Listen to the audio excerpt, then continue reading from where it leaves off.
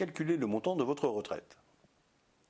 Pour beaucoup d'entrepreneurs et de professionnels libéraux, la cession ou la transmission de leur entreprise, de leur activité, coïncide peu ou prou avec l'idée de prendre une retraite bien méritée. L'objectif pouvant souvent être de faire coïncider au mieux date de prise de la retraite et date de la vente de l'entreprise.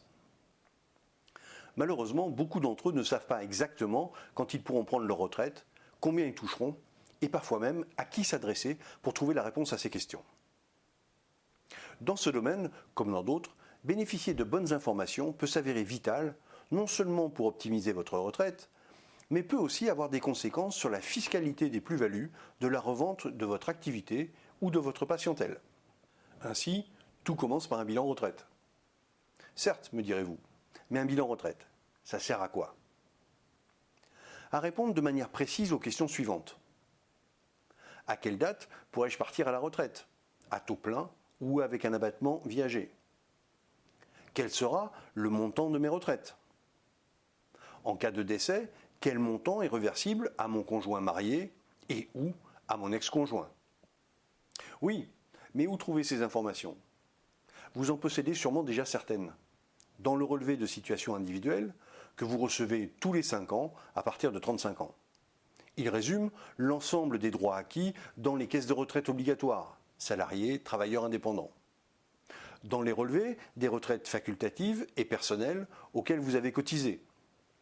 Retraite Madelin pour les travailleurs indépendants ou contrat de retraite collectif, article 83, pour les salariés, en particulier cadres.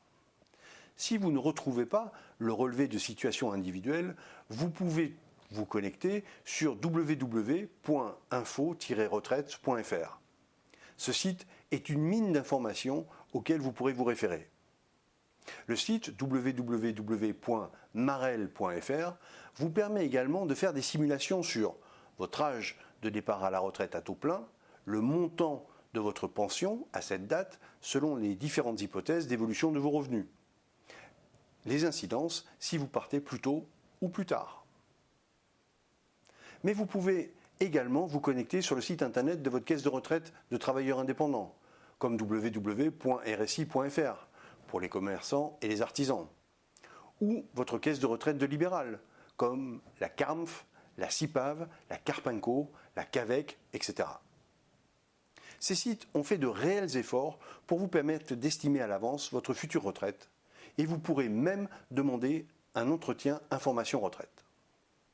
À quel moment devez-vous envisager de faire votre bilan retraite? À tout moment, à partir de 40 ans et en particulier vers 50 ans, 55 ans.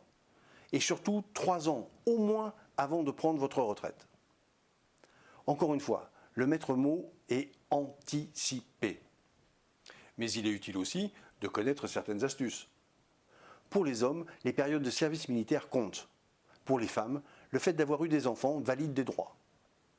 N'oubliez pas aussi les périodes d'activité professionnelle déclarées à l'étranger, en particulier au sein de l'espace économique européen, qui permettent de valider des trimestres, mais nécessitent des démarches plus longues. Bon à savoir, vous n'êtes pas obligé de déclencher toutes vos retraites obligatoires en même temps, en particulier si vous n'avez pas le taux plein.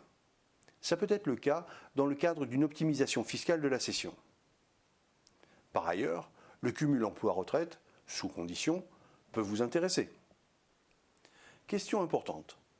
Comment se faire aider? Pour les bilans retraite simples, faites déjà vos propres recherches sur Internet. Vous disposerez d'une mine d'informations. N'oubliez pas, bien entendu, d'en parler à votre expert comptable et de suivre les formations proposées par votre organisme de gestion agréé. Enfin, quelques intermédiaires financiers sont compétents dans ce domaine, comme des assureurs spécialisés en assurance de personnes ou certains gestionnaires de patrimoine. N'oubliez pas, il est important de réaliser son bilan retraite en toutes circonstances, mais encore plus pour optimiser la date exacte de votre cessation d'activité, et parfois même pour bénéficier d'une exonération d'imposition sur la plus-value si vous revendez votre activité en même temps que vous partez à la retraite. Ça vaut le coup de s'en occuper, vous ne croyez pas ?